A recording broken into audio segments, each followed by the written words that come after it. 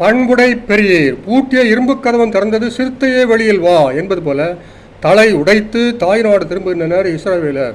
வழியெங்கும் எதிர்ப்பு. உதாரணமாக யாபின், சீகோன், ஓகு போன்ற மன்னர்கள் எதிர்க்கின்றார்கள். யோசுவா 11, எண்ணாகமம் 21. அனைவரும் மண்ணை கவினர். இனி ஜெரிகோ மதிலுக்கு வருகின்றனர் இஸ்ரேலர். அதுவோ இரட்டை சுவர் மதில், டபுள் வால்டு ஃபார்ட்ரஸ். எப்படி உடைப்பது? பைபிள் கூறுகிறது, எக்காலம் ஊதினர், உடனே உடைந்து விழுந்தது என்று. யோசுவா 6:20. மாற்றார் இந்த இடத்தில்தான் கேட்பர், எந்த ஊரில் ஐயா குழல் ஊதி அரண் உடையும்? கேப்பையில் நெய்வடுகிறது எனில் கேட்பன் என்ன கேணையனா என்பர். நமது பதில், இதை அப்படியே எழுத்துக்கெழுத்தாக எடுத்துக்கொண்டாலும் கூட ஆச்சரியப்படுவதற்கு ஒன்றுமில்லை. ஏனெனில் கடவுளால் ஆகாது ஒன்றுமில்லை. லூக்கா 1:37. ஆனால் ஒன்று, இயற்கை வழியே இருக்கும்போது அனாவசியமாக பிரமை போட்டு புதுமைகளை ஆண்டவர் செய்ய மாட்டார்.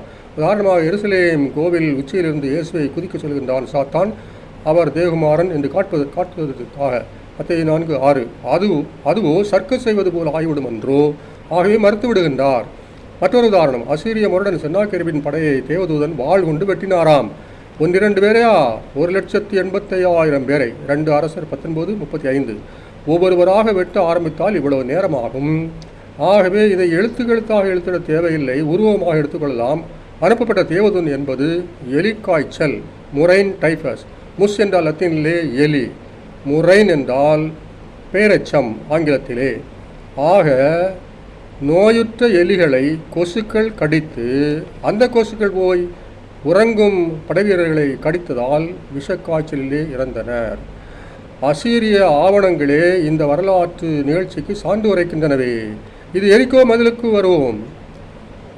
அது இடிந்தது குழல் ஊதியதால் அல்ல, பூகம்பத்தால். எப்படி? பாலஸ்தீன பகுதி பூகம்பத்திற்கு பேர் போனது அல்லவா? ஆதாரம், கிமு 31 கூட அந்த ஜெரிகோவிலே பூகம்பம் ஏற்பட்டது. கிபி 363 மே 18 கலிலியாவில் ஏற்பட்டது பூகம்பம். கிபி 1837 ஜனவரி 1 ஏற்பட்டது பூகம்பம், அதே கலிலியாவில். சீரியாவிலே ஏற்பட்டது 1202. இதற்கு மேல் வேறு என்ன சான்று வேண்டும்? ஆகவே பூகம்பம் ஏற்பட்டு ஜெரிகோ மதில் தகர்ந்தது. ஆண்டவனாக பார்த்து மதிலை உடைத்து கொடுத்தார். அந்த மகிழ்ச்சியில் தான் எக்காலம் ஊதினர். இப்போது புரிகின்றதா? கடவுள் செயல் இது, நம் கண்ணுக்கு வியப்பே. சங்கீதம் 118:23.